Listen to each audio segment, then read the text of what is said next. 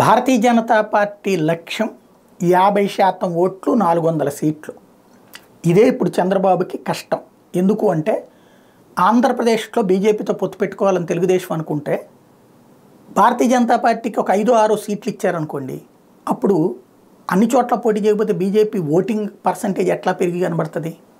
ఇప్పుడు 25 చోట్ల పోటీ చేస్తే వాళ్లకున్న అంచనా ప్రకారం పార్లమెంట్ ఎన్నికల్లో 10% ఓట్లు, శాసనసభ ఎన్నికల్లో 4 నుండి 5% ఓట్లు వస్తాయనేది భారతీయ జనతా పార్టీకి ఉన్నటువంటి సర్వే. మోడీ మీద ఇంపాక్ట్ పాజిటివ్గా ఉంది. ఆంధ్రప్రదేశ్ ప్రజల్లో బీజేపీ పట్ల పాజిటివ్ దృక్పథం అలవడింది. కాబట్టి గతంలో ఉన్నటువంటి విషం కూడా ఇప్పుడు చిమ్మడానికి ఎవరు సిద్ధంగా లేరు. అటు వైసీపీ, తెలుగుదేశం, జనసేన ఎవరు కూడా బీజేపీని 2019 లాగా డిగ్రేడ్ చేసే పరిస్థితి లేదు.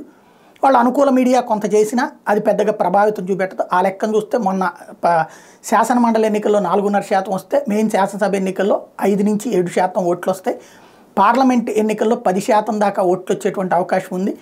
జనసేన, బీజేపీ కలిసి పోటీ చేస్తే కనుక దగ్గరగా ఒక 5 పార్లమెంట్ స్థానాలు కూడా గెలుచుకోవచ్చు, ఒక 15-20 అసెంబ్లీ స్థానాలు గెలుచుకోవచ్చు. ఒకవేళ విడిగానే బీజేపీ పోటీ చేస్తే అసెంబ్లీ సీట్ల పరంగా రాకపోవచ్చు, కానీ పార్లమెంట్ సీట్లు కూడా గెలవలేకపోవచ్చు, కానీ 10% ఓట్ల వరకు రావచ్చు అన్నట్టు అంచనా వేసుకుంటున్నారు. ఇప్పుడు ఆ లెక్కను చూసుకున్నప్పుడు తెలుగుదేశంతో కలిస్తే మరొక 20 సంవత్సరాల పాటు, కనీసం 10 సంవత్సరాల పాటు భారతీయ జనతా పార్టీ భవిష్యత్తుని కోల్పోవడమే, ఇలా నియోజకవర్గ నాయకులు నాశనం అయిపోతారు అన్నటువంటి వాళ్ళకున్న ఫీలింగ్. ఇది ఇప్పుడు చంద్రబాబు గారికి ఉన్నటువంటి సవాల్. అవన్నీ పక్కన పెట్టండి, నేను మీ పార్టీని ఉన్నతికి తీసుకెళ్తానంటూ పంపిస్తున్న రాయబారం ఏ మేరకు ఫలిస్తుందో చూడాలి.